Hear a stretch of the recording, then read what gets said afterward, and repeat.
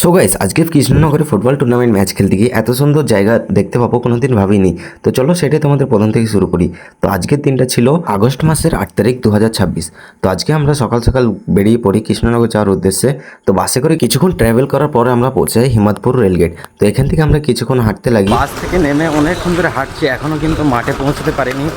তো দেখি এখনও এখান থেকে কতটা দূরে মাঠ, তো এখন অনেকটা হাঁটতে হবে যতটা সম্ভব।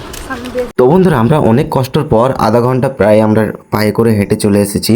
তারপরে আমরা ফাইনালি আমরা পৌঁছাই সেই মাঠে যেখানে খেলা হচ্ছিল। কিছুক্ষণ বসে আমরা খেলা দেখার পর আমরা এদিকে ভাবছিলাম যে এদিকের গ্রামটা একটু ঘুরে দেখি। তারপরে আমরা বেরিয়ে পড়ে এদিকের গ্রামটা ঘুরতে। তো গাইস লাইফে এত সুন্দর গ্রামের ভেতরে এত সুন্দর ব্রিজ প্রথমবার আসলাম কৃষ্ণনগর লাইনে। তো চলো তোমাদের দেখাই এখন।